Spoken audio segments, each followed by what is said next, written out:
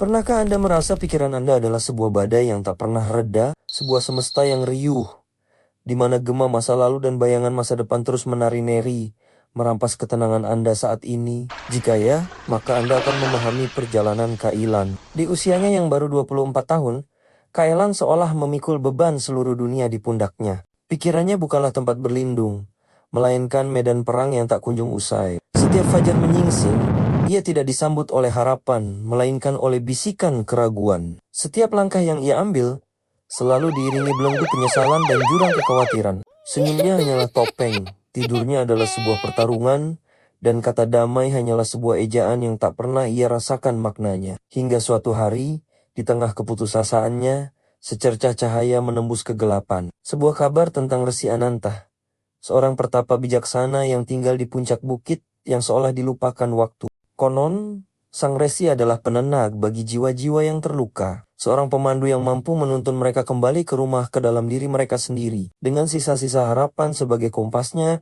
Kailan memulai perjalanannya. Ia menapaki jalan setapak yang terjal, menembus kabut keraguan, dengan tekad yang membara di dalam dada. Ini bukan lagi sekadar perjalanan fisik, melainkan sebuah ziarah suci untuk menemukan kembali harta karun yang paling berharga, ketenangan batin. Setelah perjalanan panjang yang menguji jiwa dan raga, Kailan akhirnya tiba di sebuah gubuk sederhana yang menyatu dengan alam. Di sana, di beranda kayu, duduklah Resi Ananta. Wajahnya setenang danau di pagi hari, matanya memandang cakrawala seolah mampu membaca rahasia langit. Dengan napas yang masih memburu dan suara yang bergetar, Kailan mendekat dan menumpahkan seluruh isi hatinya. "Resi," ucapnya, "setiap sudut pikiran saya adalah medan perang. Saya terpenjara oleh pikiran saya sendiri. Saya sangat merindukan kedamaian. Resi, tolong, tunjukkan saya jalannya." Sang Resi menatap Kailan dengan senyum penuh welas asih. Ia tidak mengucapkan sepatah kata pun. Sebaliknya, ia beranjak, mengambil sebuah gelas bening, dan mengisinya dengan air hingga ke bibir gelas.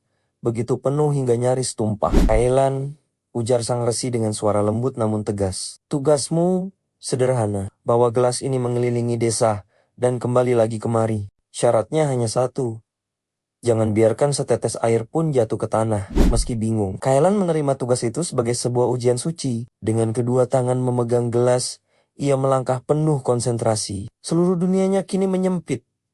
Hanya ada dirinya dan permukaan air yang bergetar di dalam gelas itu. Setiap langkahnya adalah sebuah meditasi. Setiap napasnya ia atur demi menjaga keseimbangan. Ia berjalan melewati anak-anak yang tertawa riang, melewati para pedagang yang saling bersahutan, bahkan melewati seekor anjing yang menyalak di dekat kakinya. Namun, semua suara itu hanya menjadi latar yang memudar. Telinganya mungkin mendengar, tetapi pikirannya tidak. Pikirannya, untuk pertama kalinya, menjadi satu dengan tindakannya. Fokusnya setajam mata elang. Ketika ia kembali ke hadapan Sang Resi, tak ada setetes pun air yang tumpah. Wajahnya basah oleh keringat, namun ada binar kelegaan yang terpancar jelas di matanya.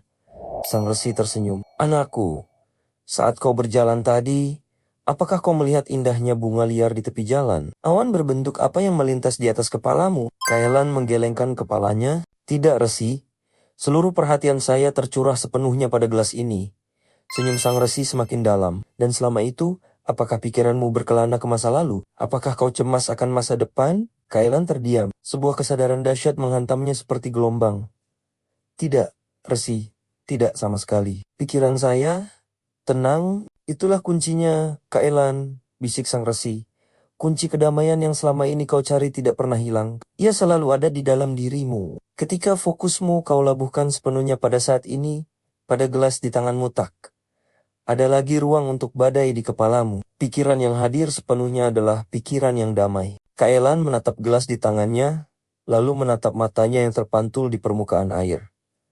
Ia akhirnya mengerti, kedamaian bukanlah sebuah tujuan yang harus ia kejar di tempat yang jauh, melainkan sebuah pilihan yang bisa ia ambil di setiap tarikan napas. Kailan pulang bukan lagi sebagai pemuda yang gelisah, melainkan sebagai seorang nahkoda yang telah menguasai lautan di dalam dirinya. Ia membawa pulang semesta yang tenang di dalam dadanya. Kisah Kailan adalah cermin bagi kita semua. Setiap hari, kita membawa gelas air kita sendiri. Bisa jadi itu adalah pekerjaan yang sedang kita lakukan.